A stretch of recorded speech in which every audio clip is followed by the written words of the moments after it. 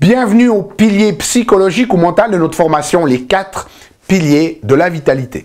Alors, dans ce pilier psychologique, bien, ce qu'on va faire, c'est de voir l'impact de notre psyché ou de notre mental sur notre capacité à générer de la vitalité et de l'énergie dans notre vie. Et ce que j'aimerais vous faire prendre conscience, c'est en fait de réaliser que ce mental, eh bien, il est capable de produire de l'énergie. Vous avez peut-être eu des moments dans votre vie où votre corps était très fatigué, mais vous avez quand même réussi à encore aller de l'avant grâce à votre mental, en allant puiser dans vos ressources psychologiques. Si ce n'est peut-être pas le cas, vous avez peut-être entendu parler de sportifs de haut niveau, qui étaient vraiment au bout, mais qui ont réussi encore à pousser leur corps grâce à leur volonté. Alors, c'est à la fois quelque chose, une bonne chose, parce que ça nous permet parfois de nous dépasser, mais aussi, ma foi, c'est un problème parce que ce mental, lui, il croit toujours avoir raison, c'est un peu notre ego, il pense qu'il est le maître à bord, et il est capable, en fait, de nous tirer plus loin que les capacités de notre corps ou de notre âme, en fait.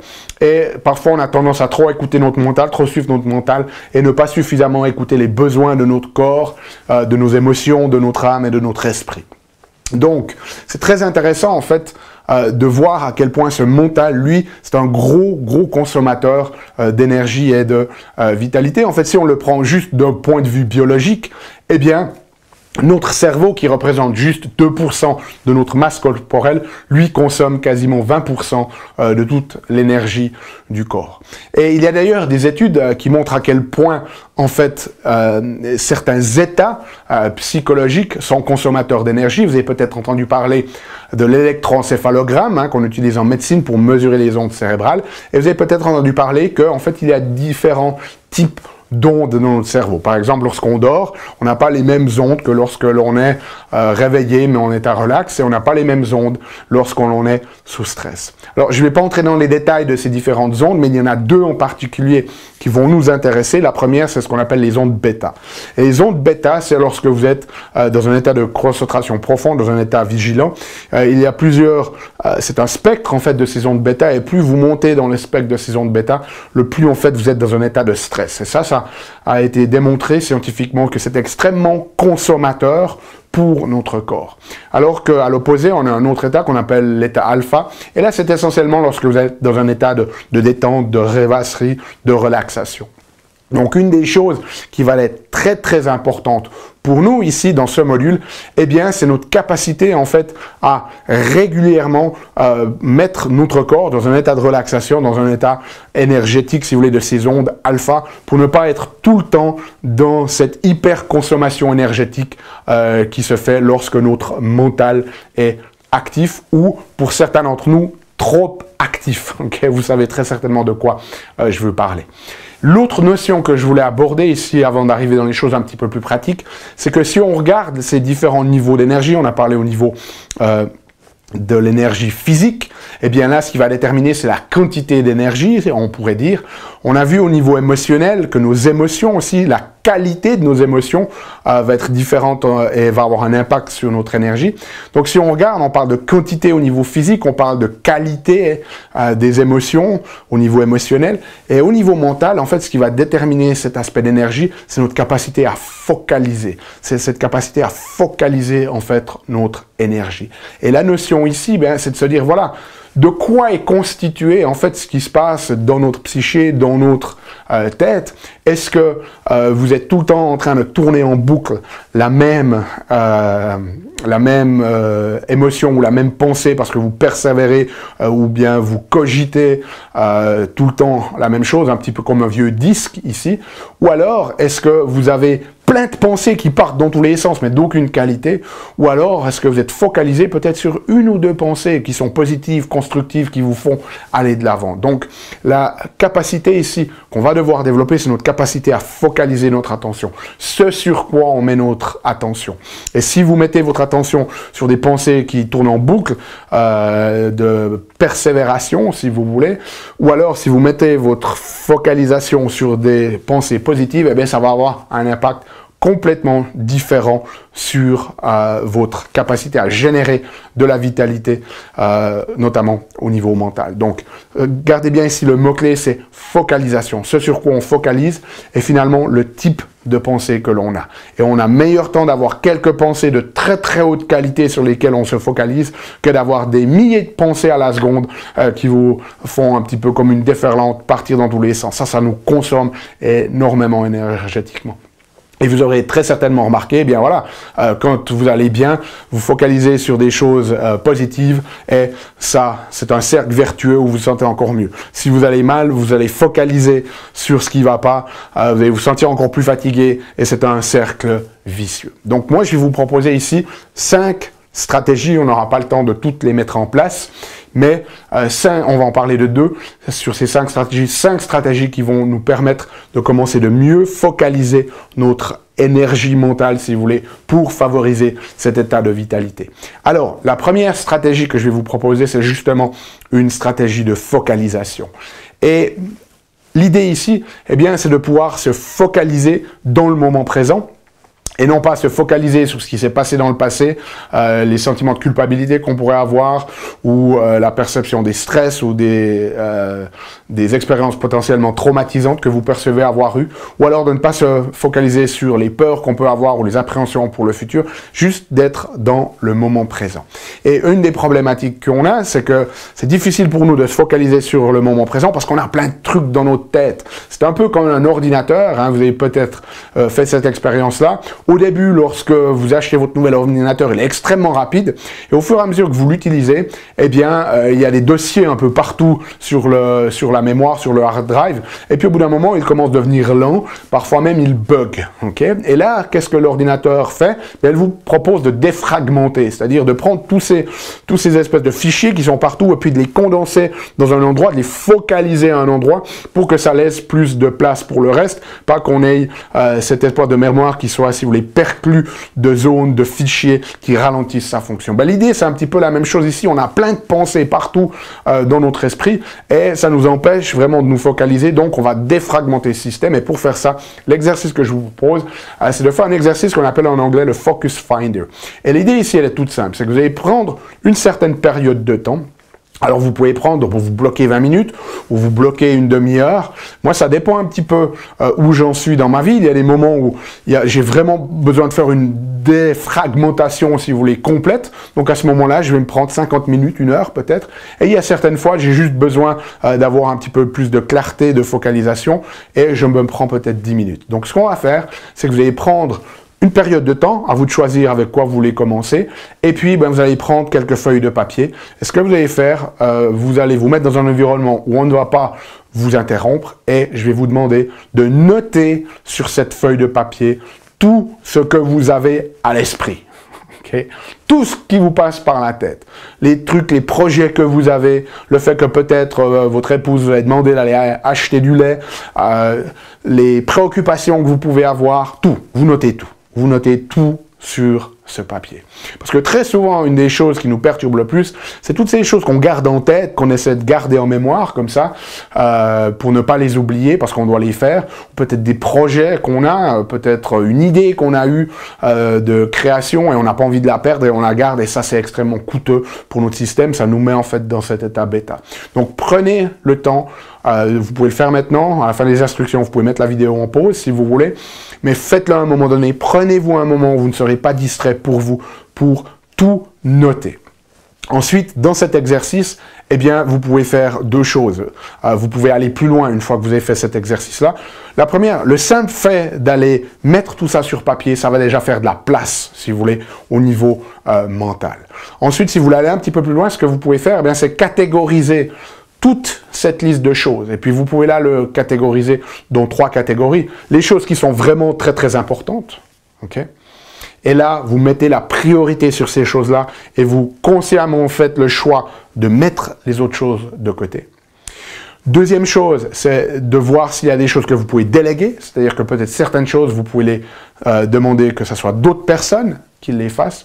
Ou 3, vous vous rendez compte que peut-être il y a des choses qui ne sont absolument plus d'actualité, qui n'ont absolument plus aucune importance, et vous pouvez juste les laisser tomber. Okay? Donc ça, c'est la deuxième partie de l'exercice. Mais faites-le. Vous allez voir que si vous le faites régulièrement, c'est un exercice qui va vraiment vous permettre d'être dans le moment présent et pas d'avoir toujours votre attention qui est happée, volée par toutes ces choses que l'on a en tête. Okay? Ça, c'était la première stratégie.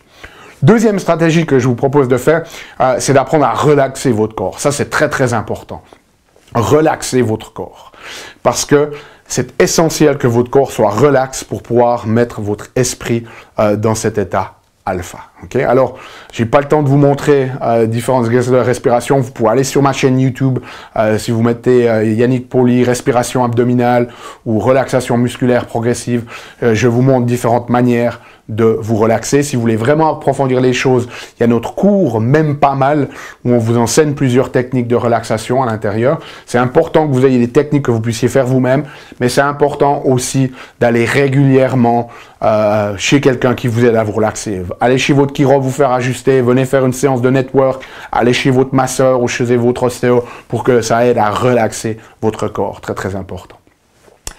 Troisième élément, la gratitude. Ça, c'est vraiment fondamental. Une des choses clés pour vraiment libérer, en fait, cet aspect de vitalité au niveau psychique, c'est d'avoir de plus en plus de moments de gratitude, c'est-à-dire apprécier ce que l'on a dans la vie. Apprécier que même si les choses sont difficiles, peut-être que au travail, ben, c'est difficile, peut-être que dans votre vie personnelle, ça va pas non plus très facilement, peut-être que vous avez des soucis financiers, mais appréciez les choses, appréciez que vous vivez dans un pays où il n'y a pas d'attentats, si on parle ici de la Suisse par exemple. Appréciez le fait que vous ayez un toit sur votre tête, appréciez que 3 fois par jour, vous avez des aliments dans votre assiette alors qu'il y a des personnes dans le monde qui n'en ont à peine qu'une fois par jour. Appréciez le fait que le matin, vous pouvez prendre une douche avec de l'eau chaude. Et si vous avez besoin d'apprécier ça encore plus, coupez l'eau chaude pendant 3 jours, douchez-vous à l'eau froide et vous allez voir à quel point vous allez apprécier cette eau chaude ou cette eau tiède le 4e jour. Appréciez le fait que vous vous levez tous les matins, que vous avez encore vos yeux pour voir, vos oreilles pour entendre, vos pieds pour marcher et vos bras pour parler ou pour écrire. Okay? Apprécier les choses, ça c'est fondamental. Si vous avez des difficultés à générer de la gratitude, parce que de nouveau, ce n'est pas quelque chose que l'on a, c'est une compétence que l'on apprend à développer. On a une formation spécifiquement sur ça qui s'appelle Grandir et réussir grâce à la gratitude aussi. Donc, si vous avez besoin, c'est un programme sur 30 jours qui vous aide à mettre les bases de cette gratitude. Okay? Ensuite, la respiration, ça va être très très important. Si vous regardez ce qu'on appelle la science de la respiration, le pranayama, dans les traditions ancestrales, eh bien on sait que la manière dont on va respirer va aussi influencer le calme que l'on a. Très souvent dans ces traditions, il est dit que celui qui maîtrise sa respiration va maîtriser son esprit, et ça c'est fondamental dans cette dimension psychologique pour développer cette vitalité. Alors, de nouveau, ce n'est pas ici le but de vous donner un cours approfondi sur la respiration, mais il y a 2 choses que l'on va faire. La première, c'est le ratio d'inspiration et d'expiration. Donc, si vous inspirez, par exemple, de manière régulière, mettons qu'on va respirer au chiffre de 4,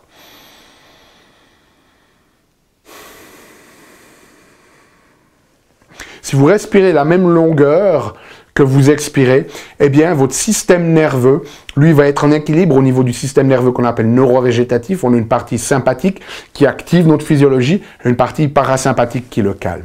Donc, si vous avez un ratio de durée d'inspiration et d'expiration qui est le même, vous allez maintenir votre système nerveux dans un état équilibré. Et ça, c'est vraiment une des choses fondamentales qu'il faudrait qu'on fasse. Maintenant, si vous inspirez beaucoup plus que vous n'expirez,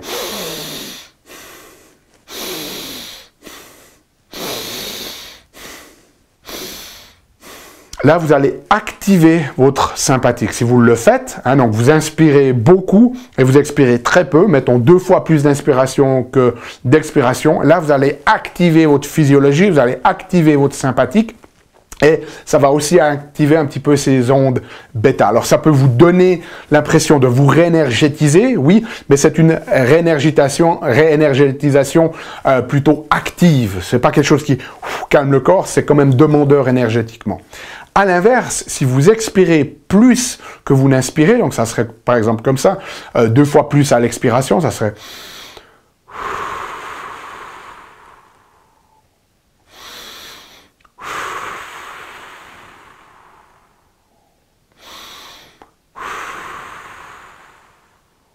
eh bien là, vous allez activer votre système parasympathique et vous mettre beaucoup plus dans un état de relaxation.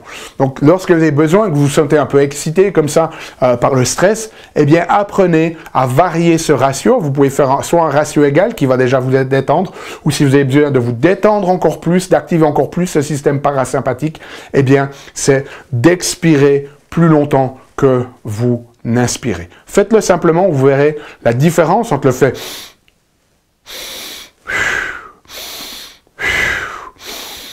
d'activer votre corps ou de le désactiver.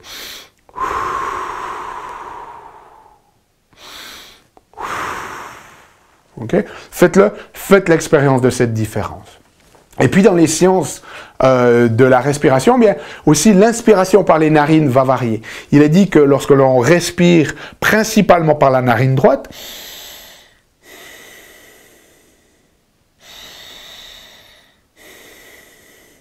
ça va avoir tendance à activer notre esprit, activer notre physiologie, alors que si l'on respire par la narine gauche,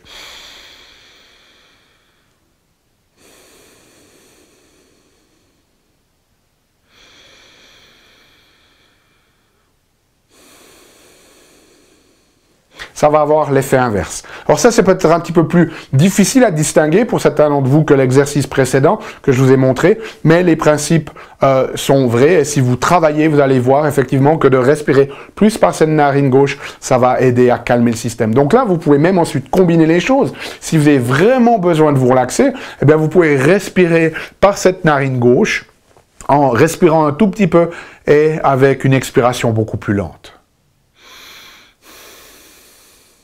Beaucoup plus longue, je devrais dire.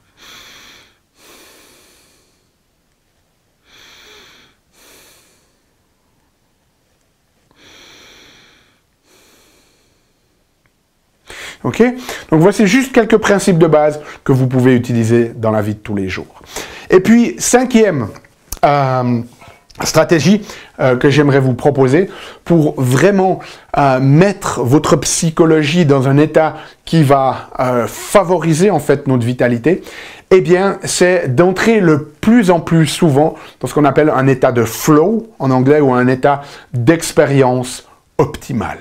Parce qu'il y a des études qui ont été faites depuis maintenant les années 70, lorsque ce concept avait été développé par un chercheur qui s'appelait Mihaly Csikszentmihalyi, je mal prononce son nom à chaque fois, c'est lui qui avait été l'originateur de ces études. Et le flow, cette expérience optimale, l'avantage qu'elle a, c'est qu'elle va en fait être le summum ou l'épitome, si vous voulez, d'une activité qui nous fait nous régénérer. Vous aurez très certainement remarqué qu'il y a certaines activités que vous faites, eh bien, où vous êtes fatigué à la fin de ces activités, et puis certaines autres activités, une fois que vous les avez faites, vous vous sentez rechargé énergétiquement.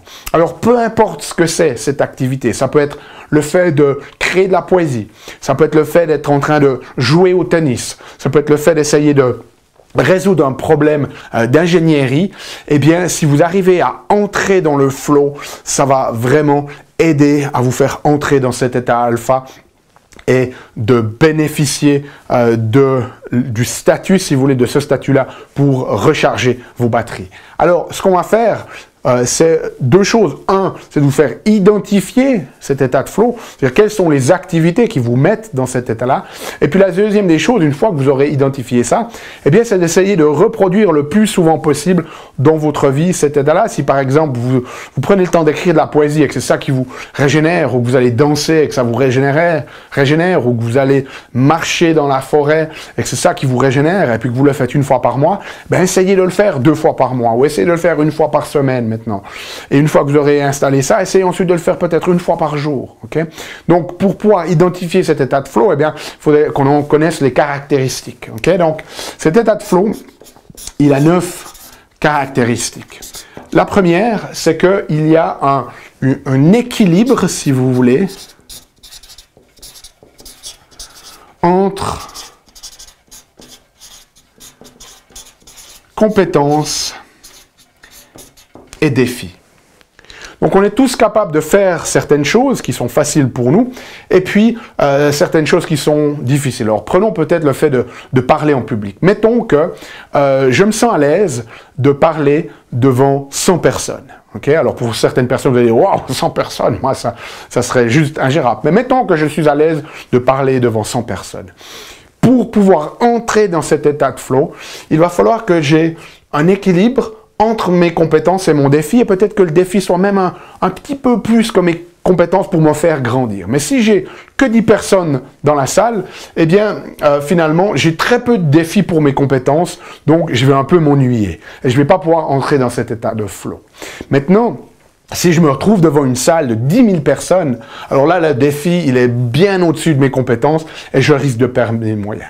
Par contre, si j'ai 120 personnes dans la salle, eh bien là, je suis dans cet équilibre entre mes compétences et ce défi qui est peut-être un petit peu plus, si ma zone de confort c'est 100 personnes, on pousse un petit peu la chose. Mais je crois que ça vous permet de comprendre cette notion. C'est-à-dire que dans ce que vous faites, si vous écrivez de la poésie, eh bien vous êtes capable d'écrire un certain nombre de choses, parce que vous l'avez déjà fait, mais peut-être que vous allez pousser en fait votre créativité un petit peu plus loin.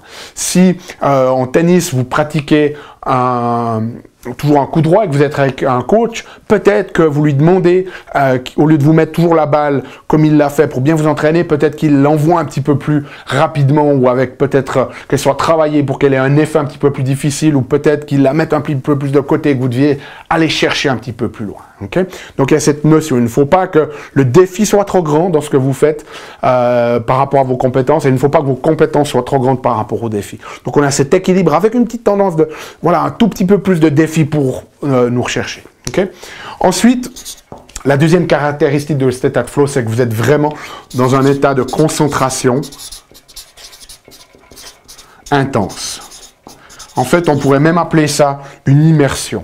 C'est-à-dire que ce sont ces activités où vous êtes complètement pris, complètement absorbé, complètement immergé dedans. Vous êtes dans cette activité-là, et puis votre époux ou votre épouse vous appelle pour manger, et en fait, vous ne l'entendez même pas tellement vous êtes absorbé dans la chose. Ça, c'est la deuxième caractéristique. La troisième, c'est que vous avez une notion très claire en fait, de ce que vous avez envie d'atteindre. Peut-être que si vous êtes au tennis, ben peut-être que vous voulez pouvoir envoyer cette balle tout près de la ligne de fond. Si vous êtes en train de créer de la poésie, peut-être qu'il y a une sonorité que vous aimeriez pouvoir atteindre, une forme d'émotion que vous pourrez vouloir déclencher. Si vous êtes en train d'essayer de résoudre un problème d'ingénierie, vous savez exactement comment l'objet, au final, devrait être. Donc, vous avez une notion très claire de ce que vous essayez d'atteindre. Si vous allez marcher dans la forêt, vous avez une notion de l'état intérieur que vous voudriez ressentir. Okay? Quatrième, c'est que vous allez avoir un feedback rapide. Okay. Vous écrivez votre ligne de poésie, vous aviez cette idée de comment ça allait sonner, vous l'écrivez, vous la lisez à haute voix et tout de suite vous savez si ça sonne comme vous l'aviez imaginé ou pas. Vous êtes en train de taper votre balle de tennis, votre coup droit, et boum, elle est trop longue. Okay, elle est out, donc vous avez un feedback immédiat. Vous êtes en train de préparer votre plan au niveau mécanique, vous le revoyez, vous vous rendez compte que ça ne va pas jouer. Okay, donc, avoir une idée claire de ce que vous voulez obtenir, mais aussi un feedback tout de suite. Ensuite, la cinquième notion, c'est qu'il y a absence de distraction. Okay? L'expérience de flow, c'est impossible d'y arriver si on est constamment en train de vous interrompre. Donc, une des caractéristiques, c'est que vous avez vraiment un moment pour vous, pour faire ce que vous allez faire. Vous avez peut-être décroché le téléphone, vous avez laissé votre téléphone portable dehors pour pouvoir vraiment être dans cet état d'immersion. Sixième caractéristique, c'est que vous êtes en contrôle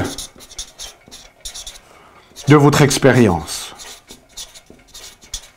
Vous n'avez pas peur de l'échec. En fait, vous n'avez pas vraiment d'attente. Si vous êtes en train de faire votre poésie et que vous faites une ligne, même si elle ne sonne pas comme vous voudriez, ben vous n'entrez pas dans la frustration parce que vous êtes juste en train de tester une nouvelle manière. Et en fait, le fait que ça n'a peut-être pas sonné comme vous vouliez, vous êtes excité à l'idée de pouvoir le réécrire pour que ça sonne un petit peu mieux. Si vous vous entraînez au tennis et puis que vous la mettez out 10 fois, c'est pas grave parce que vous savez que vous êtes juste en train de vous entraîner pour pouvoir vraiment faire ce point comme vous l'imaginiez. Okay?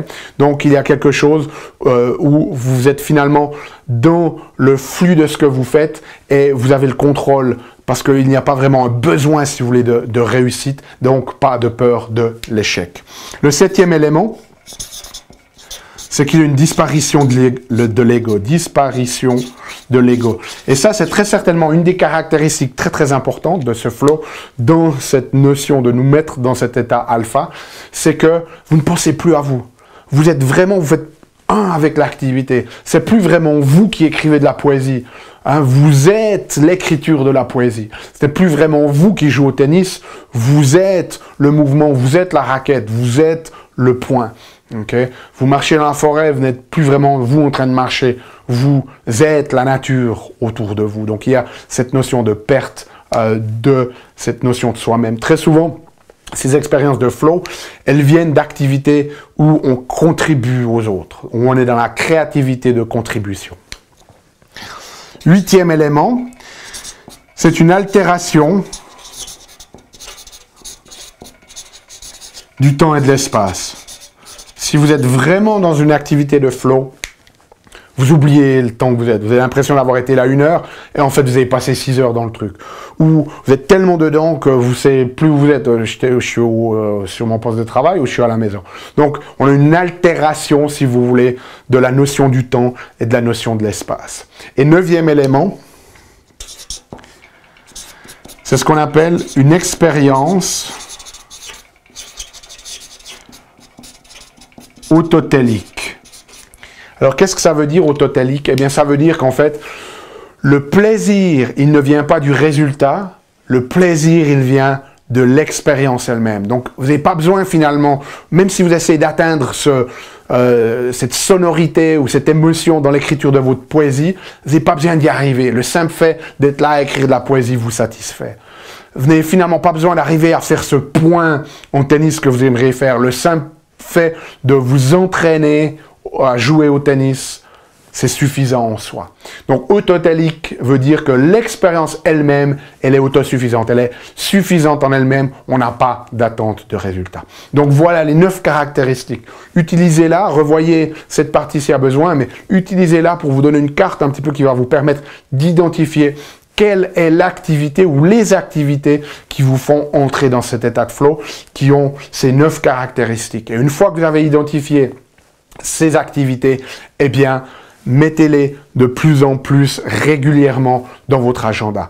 Et ça, vous savez, si finalement vous notez dans votre agenda quand vous venez chez le docteur Pauly pour votre séance de soins ou que vous allez chez le dentiste ou chez le médecin, eh bien, c'est aussi important que vous mettiez, que vous réserviez du temps pour vous, pour avoir ces expériences-là. Donc, n'hésitez pas à vous mettre des rendez-vous avec vous-même. C'est tout aussi important que les rendez-vous que vous avez avec les autres. Et si vous mettez en place ces stratégies, si vous faites cet exercice de focalisation, je vous ai montré en notant tout ce que vous passe par la tête, si vous faites régulièrement ces respirations pour gérer votre mental, et si vous identifiez les activités qui vous mettent dans le flow, et que vous en mettez de plus en plus souvent dans votre vie, eh bien vous allez voir que vous allez avoir de plus en plus de vitalité parce que votre mental, votre psyché sera dans cet état alpha de plus en plus régulièrement et non pas dans cet état de stress bêta qui est extrêmement consommateur au niveau énergétique. Okay? Donc mettez ça en application